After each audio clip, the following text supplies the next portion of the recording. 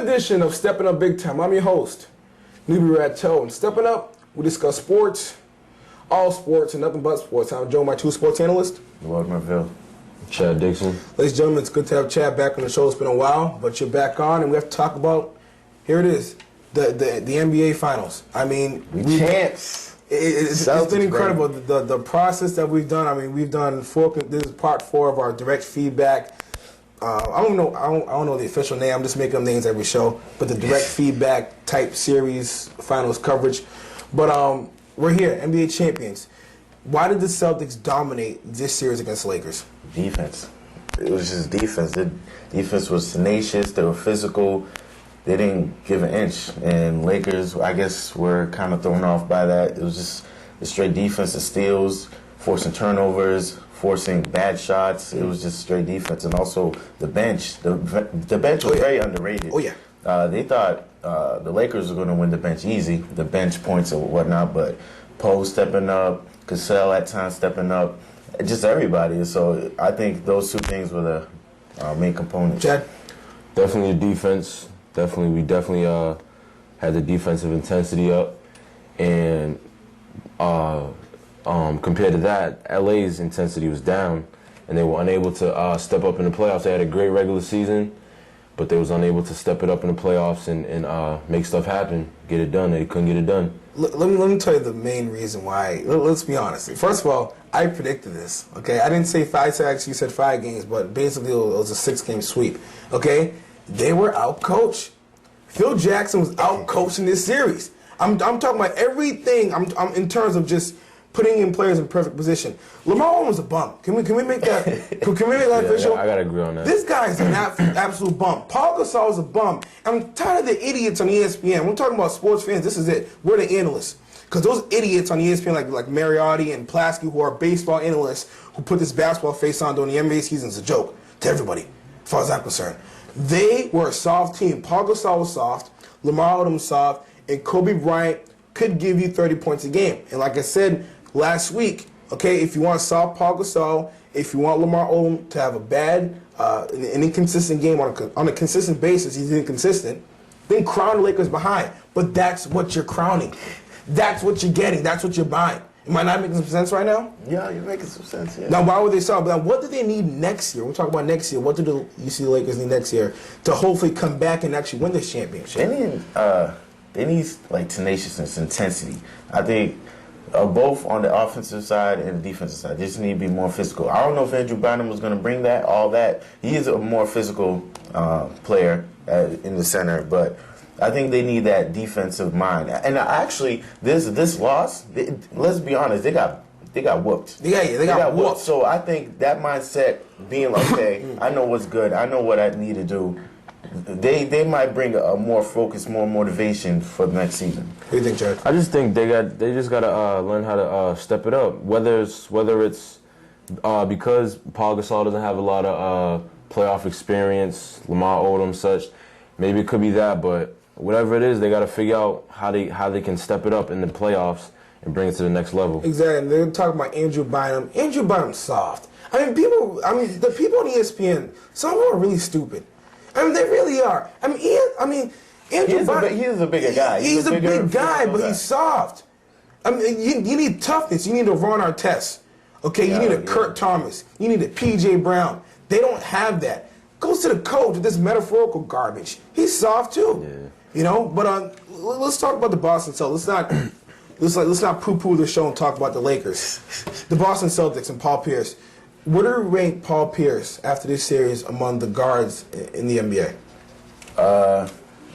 Either top 5 or top 10. Because honestly, I know Paul Pierce is not the flashy, dunking, up in your face, getting a highlight ESPN top 10 plays. But he's one of the most efficient, and he's one of the best scorers in the game. He can shoot, he can score, he knows how to win, he knows, and basically he has a great shot. When you have a great shot, you don't really need a drive. And he can do that too, but he's able to step back. That's why he's one of the most efficient players in the game.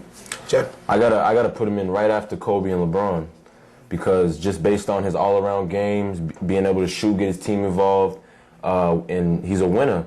I got to put him in right after LeBron and Kobe. I gotta say this: he's number 4.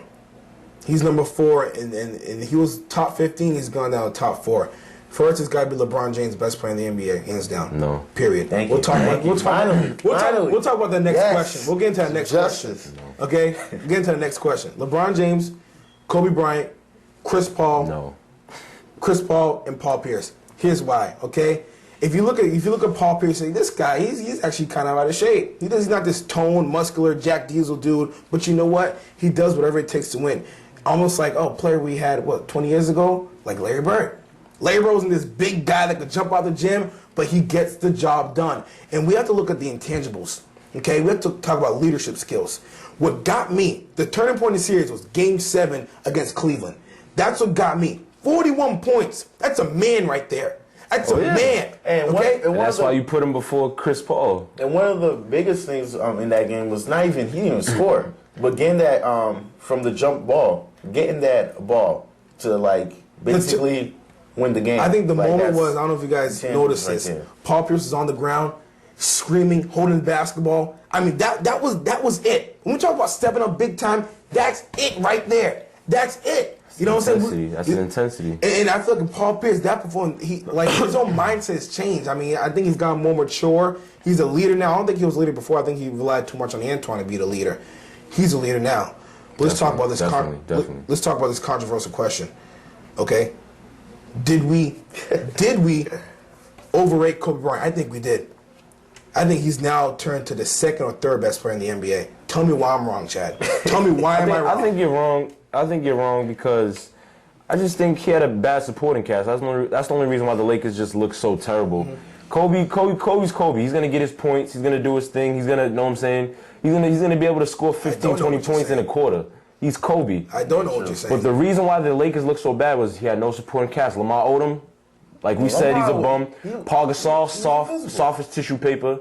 You know what I'm saying? I understand that. That's the only reason why. But I don't think that makes Kobe any of the less Trade of the LeBron best James. player in the league. No, trade NBA. Trade LeBron James straight up for Kobe. Okay, first of all, No. Zeus Gagossis is garbage. Okay, let's stop trying to be cute here. Okay, I'm all about eliminating cuteness. Ilgauskas is not garbage. Okay. Big guy. Ilgauskas is not He garbage. has a shot. He has a great shot in the All outside. right, would I be accurate if I said that Kobe has more help than LeBron James?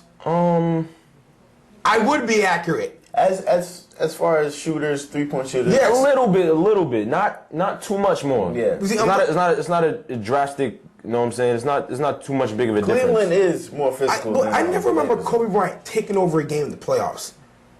I never remember him doing that. He's done that in regular season, 81 points. When was the last time you see Kobe Bryant take over a game in the playoffs?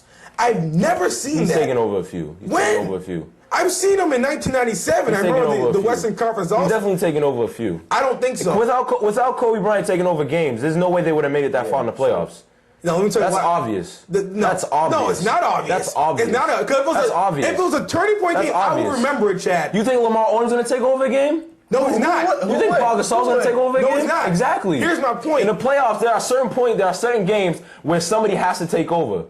Okay. And you cannot tell me that Kobe did not at least take over Then one why game has in the he playoffs? not taken over in the biggest series of his life? Because the Celtics are the Celtics. That defensive intensity. No, that's baloney. That bench. That's baloney. That was It's great defense. KG, Paul Pierce. It's great That's defense. why he couldn't do I know, it. let me That's why. And I'm proving you wrong right now. So it's a great team. They're a great That's all. defensive team, right? That's the only reason. They're a great defensive team. Can we say that? Yeah. Then why did LeBron James score 44 points against them? A great player by any means necessary. Okay, True, all right. True. But LeBron was able to drive. Because he's just a bigger guy. He was able to drive. But also, the Celtics, if you didn't notice, they were